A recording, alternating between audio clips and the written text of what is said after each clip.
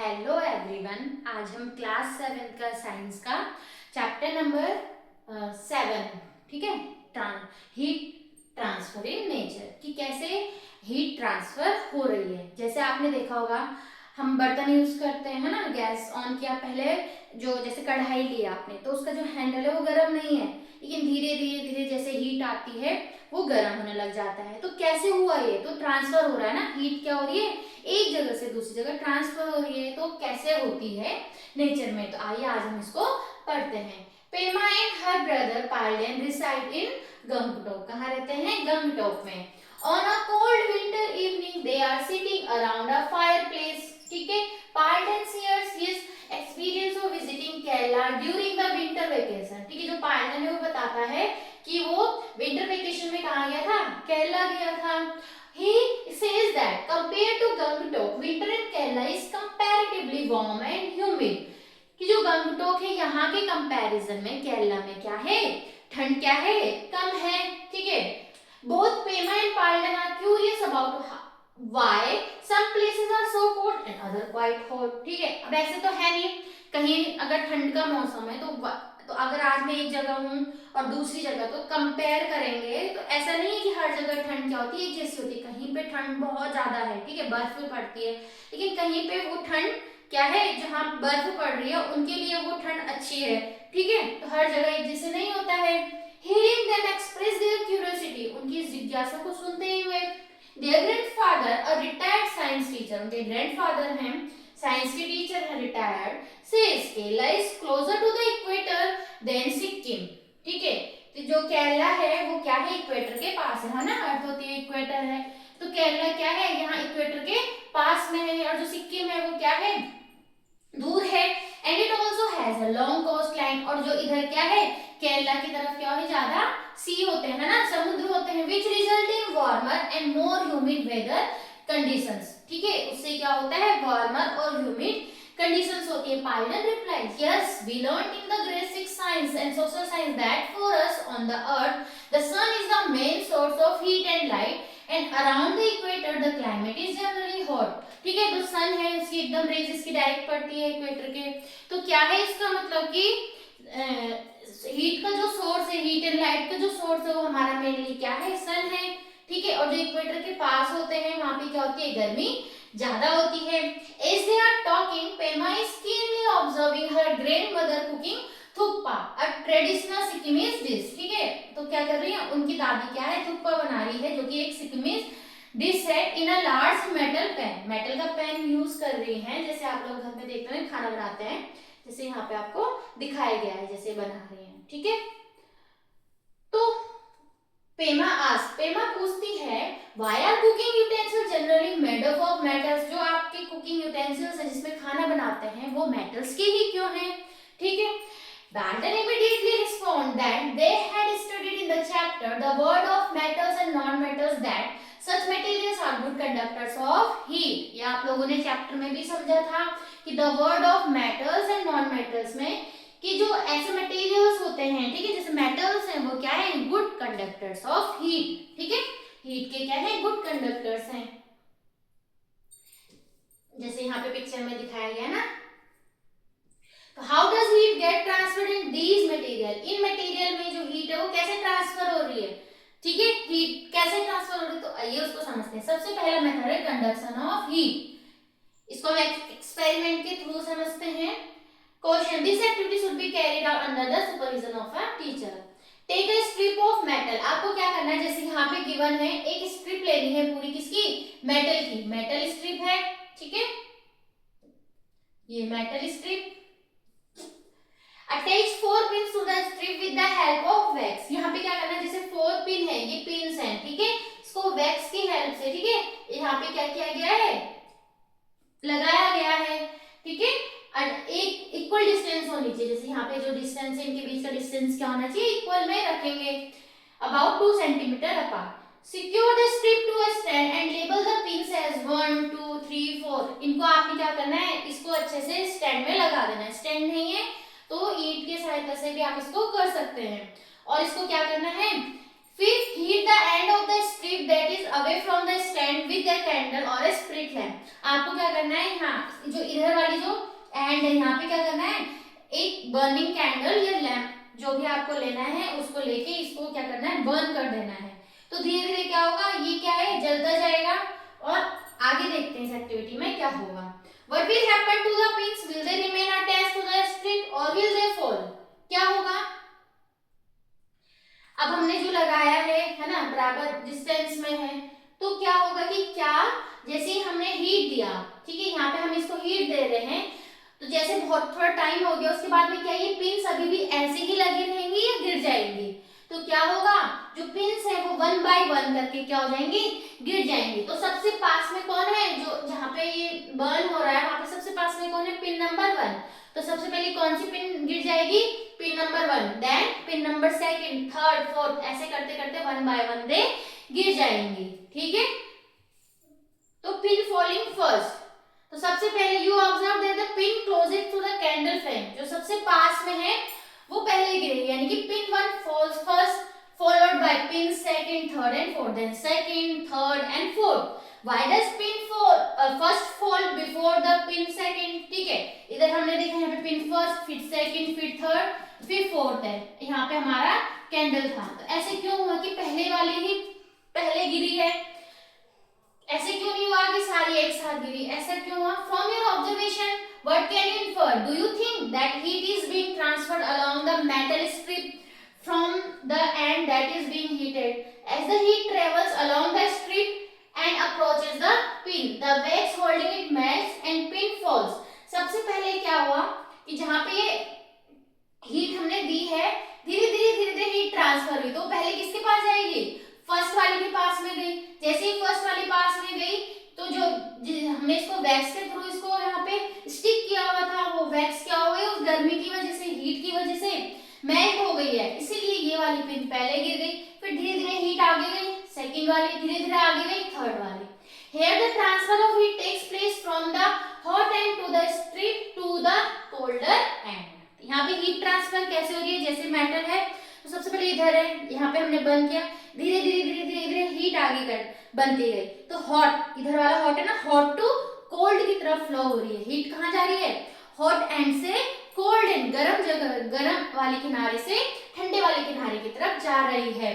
The process of heat transfer from the hotter part of an object to the colder part is called conduction.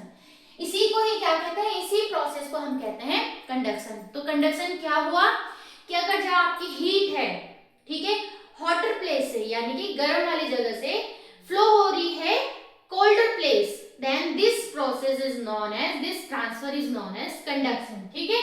इसको ये हम क्या कहते हैं, इस प्रोसेस को, हीट ट्रांसफर प्रोसेस को, इसको कहते हैं हम कंडक्शन, यानी कि हॉट वाली जगह से कोल्ड वाली तरफ अगर हीट ट्रांसफर होती है, then this process is known as conduction।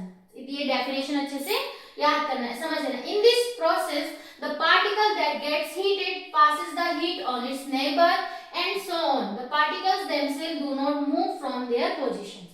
अब क्या हुआ, मान लो ये मेटल स्ट्रिप थी, ये पार्टिकल्स हैं, है ना, ये पार्टिकल्स अरेंज है मान लो इसके, ठीक है। तो क्या होगा, जब हमने हीट दी, ऐसे नहीं हुआ कि ये वाला इधर की तरफ चला गया, ये ऐसे नहीं, पहले ये गर्म हुआ, जैसे ही इसको गर्म हो गया, इसने अपने बगल वाले को गर्म, फिर ये हुआ, फिर ये वाला हॉट हो गया, फिर ये, तो ऐसे करते करते हीट ऐसे करके क्या होती है, ट्रांसफर होती है। पार्टिकल्स अपनी जगह से मूव नहीं करते हैं, they transfer the heat from, ठीक है, वन अनदर, ठीक है, एक दूसरे को ट्रांसफर करते हैं। Materials like metals allow heat to pass through them easily are called good conductors of heat. तो जो मेटल्स होते हैं उसमें इजीली क्या होती है, इजीली हीट ट्रांसफर हो जाती है, इसीलिए they are the good conductors of heat, heat के अच्छे कंडक्टर्स हैं। तो good, because metals are good conductors, ठीक है, ऑफ हीट, मेटल्स क्या हैं, हीट के अच्छे कंडक्टर, तो हम उनको utensils made up of metals, जो हमारे यूटेंसिल्स होते हैं मेटल्स के बने होते हैं फॉर कुकिंग, इसीलिए जो खाना हम बनाते हैं मेटल्स के यूटेंसिल्स यूज करते हैं। In solid heat transfer take place mainly through the process of conduction. ये याद रखना कि जो हमारे सॉलिड्स होते हैं, सॉलिड में मेनली जो हीट ट्रांसफर होती है उसका प्रोसेस क्या होता है, कंडक्शन वाला ही प्रोसेस होता है, ठीक है। कौन सा प्रोसेस होता है, conduction, hotter place to colder place. If we use a strip made up of material like wood or glass in place of metal strip, perform act, the pins will not fall, ठीक है। अगर अब मैं क्या करूं, यहाँ पे अब ये मैंने वुडन वाला ले लिया, ठीक है, वुडन ब्लॉक ले लिया, और यहाँ पे मैंने अगर पिन फर्स्ट सेकंड थर्ड इनको प्लेस किया और यहाँ पे इसको बर्न किया, तो क्या अभी भी पिन गिरेंगी, नहीं, अब पिन नहीं गिरेंगी, ठीक है। Because reason for this based on our learning from the chapter word of metals and non-metals. Materials such as glass and wood do not allow heat to pass through them easily and poor conductors, ठीक है, of heat। तो जो poor conductors होते हैं, हम insulator भी उनको कहते हैं। तो इस जो मटेरियल्स हैं जैसे ग्लास वुड, उनमें हीट अच्छे से पास नहीं होती है, ठीक है, वो हीट को पास नहीं होने देते हैं, इसीलिए क्या है, वो पुअर कंडक्टर ऑफ हीट, और उन्हें इंसुलेटर भी कहा जाता है। Clay and porcelain are also poor conductor of heat, that is why tea or coffee kept in such cups stay hot longer, ठीक है। List some materials around you and classify them as good or poor conductor of heat, ठीक है। अगर हम बात करें, steel good conductor, ठीक है, वुड क्या होता है, वुड बैड कंडक्टर, है ना, पुअर कंडक्टर, ठीक है। स्टील वुड, और अगर हम बात करें कॉपर, अगर हम बात करें गुड कंडक्टर, ठीक है। प्लास्टिक अगर हम बात करें पुअर कंडक्टर, है ना। ऐसे करते करते बहुत सारी चीजें आपने समझ ली है। Does your list include air? If it is there on the list, where have you placed it? You must have experienced it during winter. We prefer wearing woolen cloth to keep ourselves warm. क्या इसमें air भी है इस list में? हमने तो देखा नहीं है, लेकिन आप हम इसको देखते हैं कि हम इसको कहाँ कैटेगरी में लाएंगे, पुअर या गुड कंडक्टर में। तो देख लेते हैं, जब ठंडियां होती हैं हम क्या करते हैं, गर्म कपड़े वुलन क्लॉथ पहनना प्रेफर करते हैं अपने आप को वार्म रखने के लिए। ऐसा क्यों?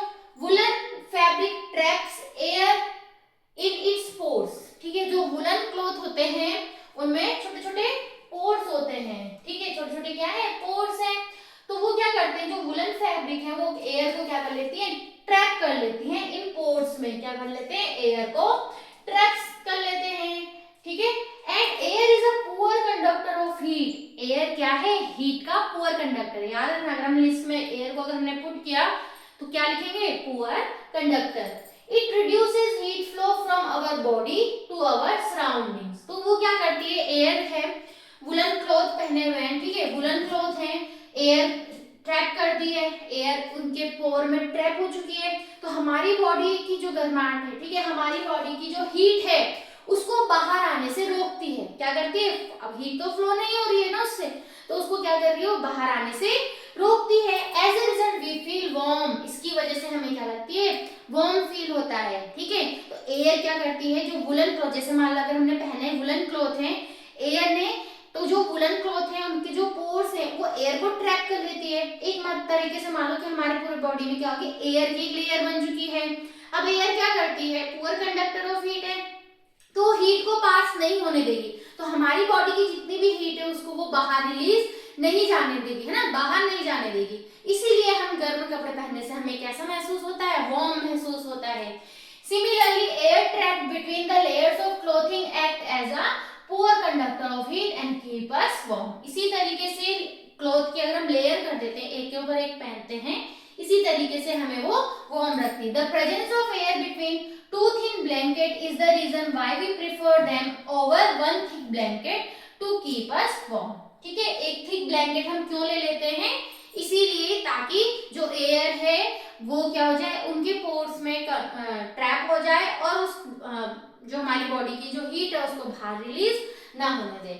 Is it possible to construct house that are not affected much by the outside heat and cold? क्या हम ऐसे घर बना सकते हैं कि जो हमारे बाहर की जो हीट है या कोल्ड है उससे अफेक्ट ना हो। House constructed in place with a very hot और cold climate often use the concept of heat transfer to keep them cool और वार्म। अगर घर बनाए जाते हैं उनको भी इस तरीके से डिजाइन किया जाता है ताकि हीट ट्रांसफर वाला कॉन्सेप्ट वहां पे यूज हो सके ताकि उनको कूल या वार्म रखने में हेल्प हो सके। क्या समझ आया? ठीक है, तो air is the poor conductor of heat. Fascinating fact, the upper region of Himalayas, okay, Himalayas such as the Mori block of Uttarkasi in Uttarakhand experience an extremely cold climate and heavy snowfall during winters। ठीक है, तो क्या है वहां पे उत्तरकाशी में जगह है मोरी ब्लॉक, वहां उत्तराखंड में, वहां पे क्या होता है बहुत ज्यादा ठंड लगती है और स्नोफॉल बर्फ भी गिरती है ठंडियों में। ठीक है, houses are often built to stay warm during winter. तो ऐसे घर बनाए जाते हैं ताकि विंटर्स में उनको वो जो हाउस हैं, जो घर बने हुए हैं, उनको वार्म रख सके। With walls made up of 2 wooden layers filled with cow dung and mud between them. ठीक है, इसमें क्या होता है वॉल्स बनी हुई है किसकी, वुडन की, वुड की वॉल बनी हुई है और साथ ही साथ उसको क्या कर देते हैं, जो काउ डंग है और मड है, ठीक है, काउ डंग, ठीक है, गाय का गोबर और मिट्टी से अच्छे से उसको ले, आप लोगों ने देखे होंगे ना जैसे झोपड़ी टाइप में वैसे बने होते उस तरीके से। तो as wood and mud are क्या, अब जैसे आपने कॉन्सेप्ट देखा एयर वाला, ठीक है, तो वैसे ही एक घर बना है उसको, ठीक है, लकड़ी से और मड से कवर कर दिया है। तो जब हमने उसको कवर कर दिया है इसका मतलब क्या है कि जो मड और जो आपकी वुड है they are the poor conductor of heat. तो जो अंदर की जितनी भी हीट है उसको बाहर जाने के लिए अलाउ नहीं करेंगे। तो they prevent heat loss and help in keeping the house warm. तो वो क्या करते हैं, अगर जो अंदर की जो हीट है उसको बाहर नहीं जाने दे रहे हैं, उन्होंने रोक दिया है because they are the poor conductor of heat, उसकी वजह से उनको ठंड में थोड़ा बहुत तो गर्माहट महसूस हो सकती है मकान में, ठीक है, अपने घर में।